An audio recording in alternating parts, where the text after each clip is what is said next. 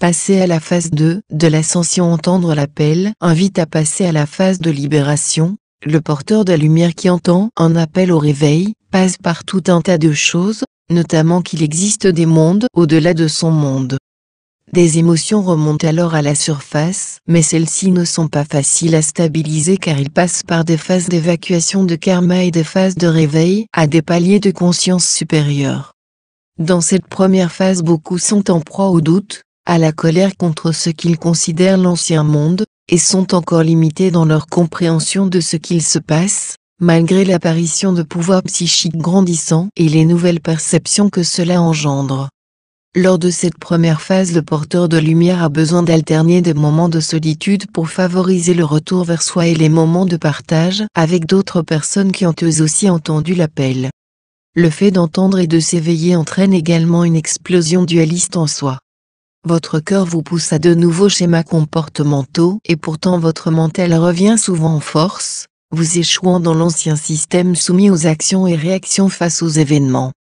L'environnement peut sembler inapproprié à l'épanouissement personnel et pourtant il apporte précisément ce que le travailleur de lumière a besoin de comprendre pour pouvoir dépasser son ego.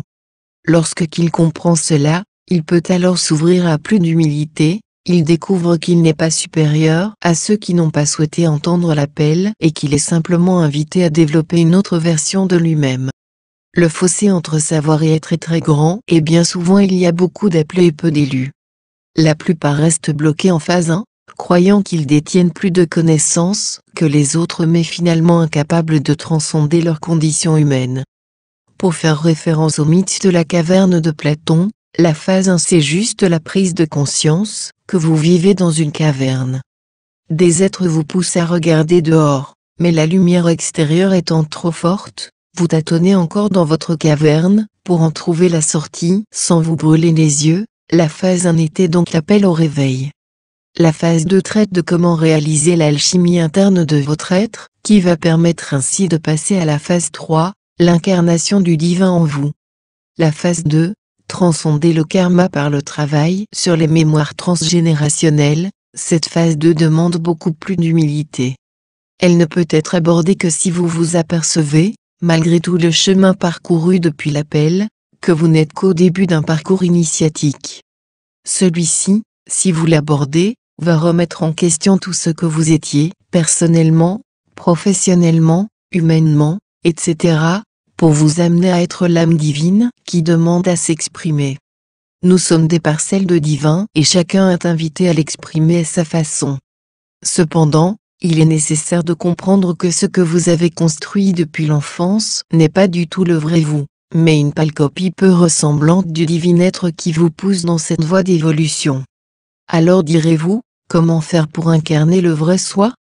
Considérez simplement ce qui, depuis votre naissance, a pu vous décaler de votre vrai vous, le karma que vous portiez et deviez transcender pour exprimer une plus haute expression de votre âme.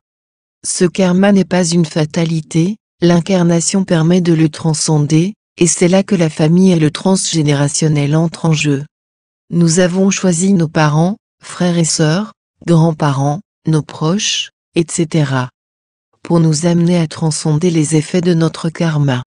Les peurs, doutes et peines que votre karma vous fait rejouer, peuvent être transcendées par la compréhension et le dépassement de vos relations familiales.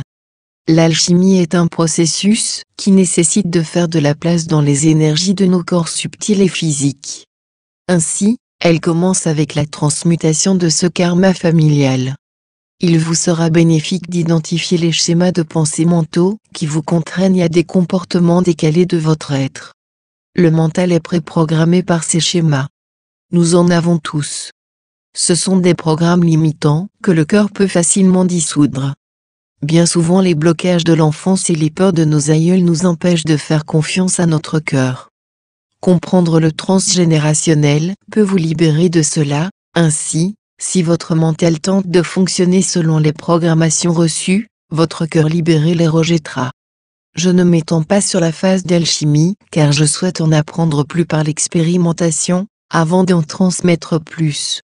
Cependant, vous aurez remarqué que Pascal et moi-même nous vous diffusons pas seulement des messages canalisés, mais parfois des images d'œuvres d'art, des références à certaines philosophies, des références à des textes sacrés, à d'anciennes civilisations. Nous transmettons également des témoignages d'êtres passés de l'autre côté, ce n'est pas par hasard.